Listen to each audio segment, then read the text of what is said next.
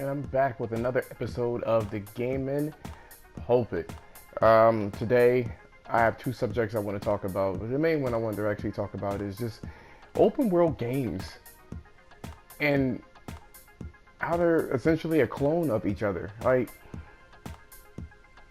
I really want to get into that because, you know, my genre of game of choice is actually platforms, and you know, it's there's no real platforming games anymore. I mean, even the Zeldas and the Mario games are not really platforming. They have this thing where it's fucking automatic. It's automatic. You could just, you know, it just does it on its own. You just set it and forget it essentially. But anyway, I want to talk about that and what I fantasize as being the perfect open world game. So I want to talk about that, and then I also want to talk about, you know, what it is to be a true gamer, and just the Xbox at the moment. And I know that's real negative. It's a negative term. You know, it's derogatory in this particular case, but I mostly see this issue, but you know, the fans of the Microsoft platform. Anyway, I'm gonna get right into it, like they all say on YouTube, and basically talk about open world games. So the trends that I actually noticed. Oh, and by the way, let me just say this.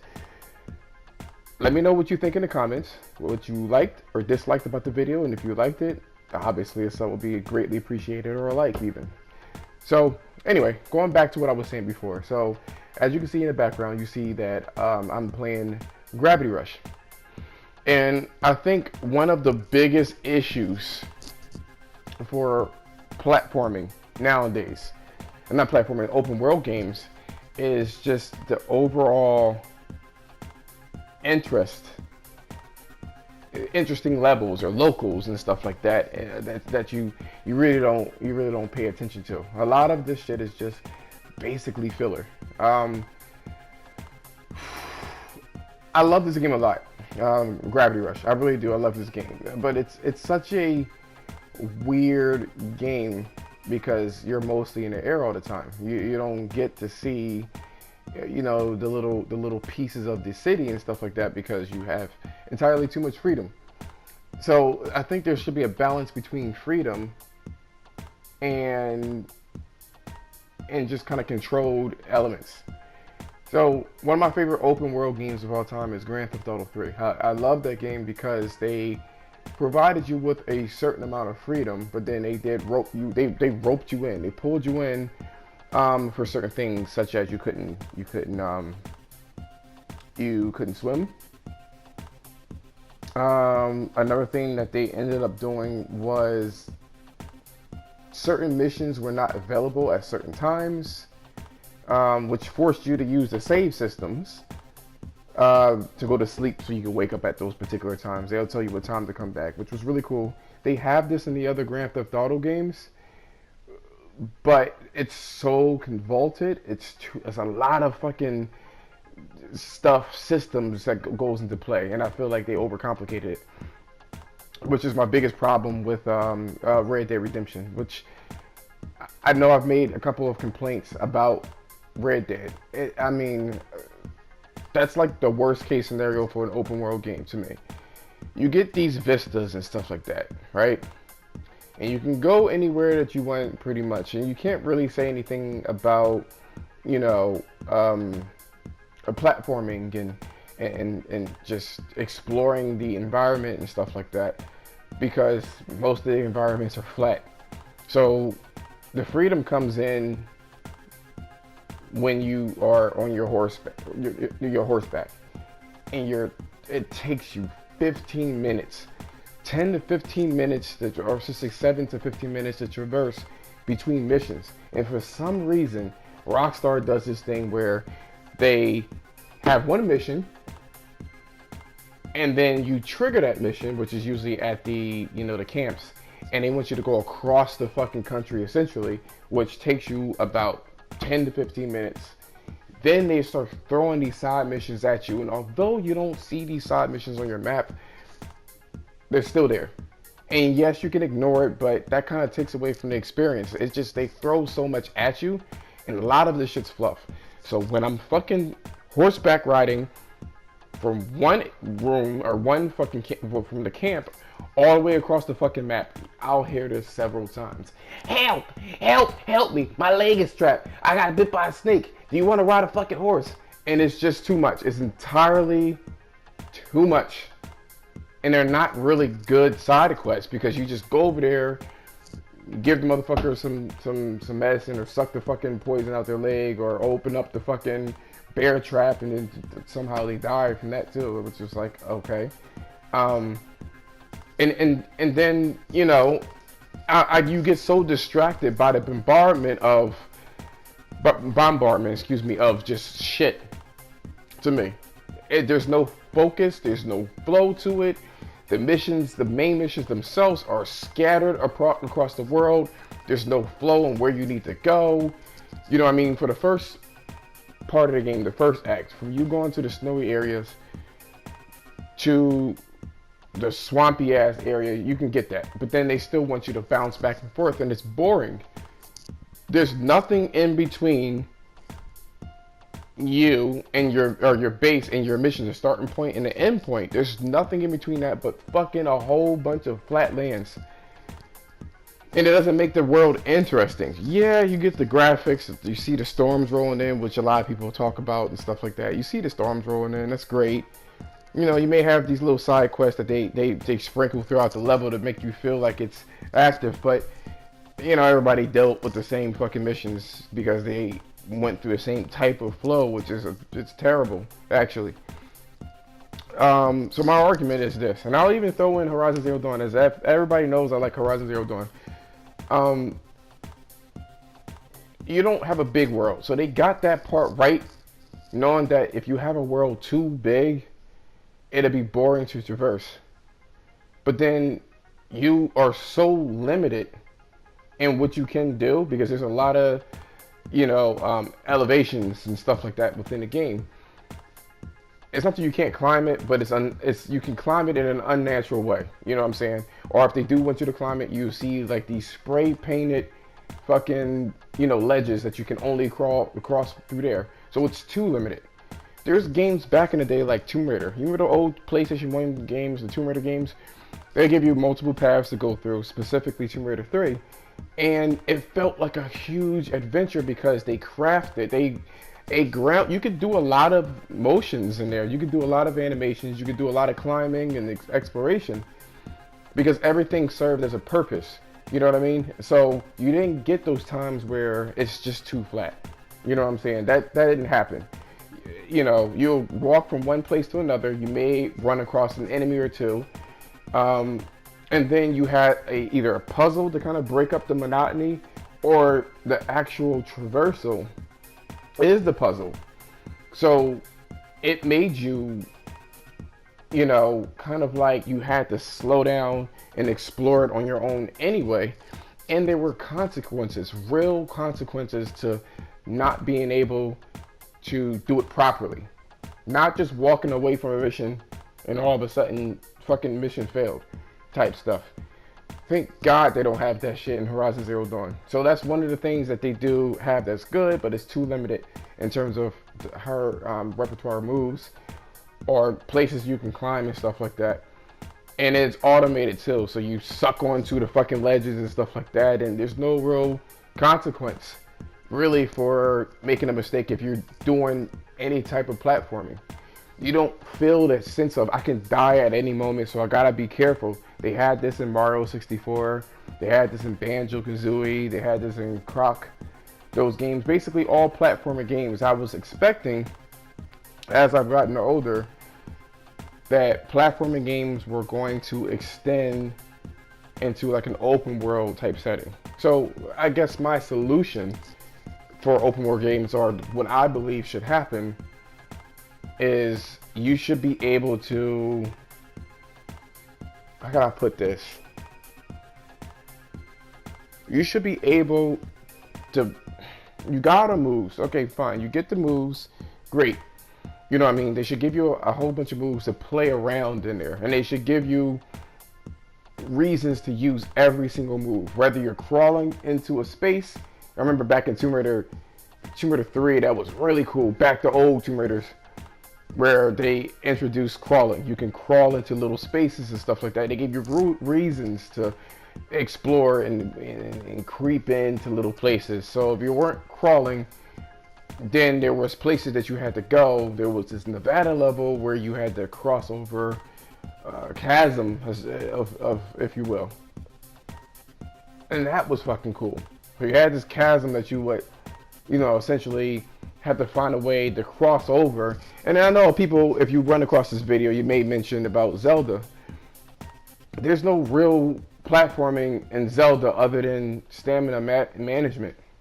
It isn't. And the funny thing is, when I play games like Shadow of the Colossus, even either the old one or the new one that they remastered, which is basically the same game, they gave you reasons. You had to find a way into it. So when you accomplished that mission of finding your way to get from point A to B, you remembered that area. That area was etched into your brain because of all the hardships and shit like that you had to go through. And I miss that. I'm so tired of being forced to listen to your long drawn out story. If your story is not interesting enough, where you have to literally slow down and force your character to walk so you can listen to the shit, you need to do better with the fucking story. You know what I mean? You need to make me engaged. Whereas, I want to listen to the story and stuff like that. I need to be engaged. These walking areas, it's a no-go. Can't do it. Don't like it. Don't want it. It sucks. Please stop doing that in open world games. It's so fucking stupid. Another thing too is traversal. This game semi gets it right. You have a lot of freedom and she floats around, but the problem with this is, yes, she could jump and they give you a whole bunch of tools to use to climb on different things, and she can climb on different things, which is cool. But the problem with this game is that she doesn't need to, and there's no consequence to fall, so you don't have that real sense of, oh shit, I'm gonna die. You know what I'm saying? Like, if she could die if you landed too fucking hard or you hit a fucking side of a building, that would make me get better. The controls need to be tighter in that regards. Or there could be some missions where and I'm talking about Gravity Rush, the game that you're looking at now. There could be some points where you're just like, oh shit, like you can't use gravity because there's casualties in this fucking area, and I know every time I use gravity I disrupt everything, and now I gotta use the platforming abilities within a game. That's the type of shit that I want. Make me explore your environment. Don't just have the environment as a backdrop for me to go from point A to B. That goes for all of it. And give me more reason, because I know in Horizon Zero Dawn, those reasonings was, certain machines were being certain parts. And if I needed certain parts, I would have to go into those areas. And another thing I don't fucking like is the over-reliance of a map. Stop over-relying on maps. It's fucking stupid. I'm so tired of that shit. Because if I'm trying to find, like for Horizon Zero Dawn's instance, if I'm trying to find a machine, I should know where the machines should go. I should know that if there's a grassy patch, there's most likely going to be this machine. If there's crazy terrain, there's going to be terraforming machines that's moving these big ass blocks. It's too much over-reliance. The world building is ass in most of these games. Regardless of how pretty it looks, this is a very beautiful game. But there's nothing to... there's no threat, and there's no reason to explore it. So you're mostly in the air. So that's my complaints for open world games. Hopefully this video gets the people that could hear it, and they can think about that shit. Developers, rather. And lastly, what I want to talk about is this. We're talking about fanboys, and I'm not going to dwell on this crazily. What I will say is this, right? Because this is the shit that was annoying as fuck. I was in a conversation, kind of like a bystander of sorts, and this person preferred the Xbox, and that's cool if you know what you're in it for. And what does the Xbox have? They have really strong multiplayer. Basically now they don't have too much of anything other than the Xbox One X, which you would have to pay for. So I really can't give that to them. You know what I'm saying? That's ass. The other thing that I'm noticing, you know, I don't know what else that you would buy it for. So the person goes on to say, oh, I do this because I'm a gamer. Why are you guys so fixated on what Microsoft is doing? If they want to, you know, go third party or whatever the case is, let them go third party. If they want to do this, you know, all of a sudden, you know, if Microsoft does it, it's a sin. But if Sony does it, it's not. Hey, guess what, buddy? I'm a gamer. I'm a gamer. I just care about my games. And then the other person proceeded to ask this person, okay, so if you're a gamer, what games are you playing on the Xbox One X? And this person proceeded to say, I'm just playing, you know, all the games that I play are 4K, you know. So I already got what Microsoft was basically sold to me.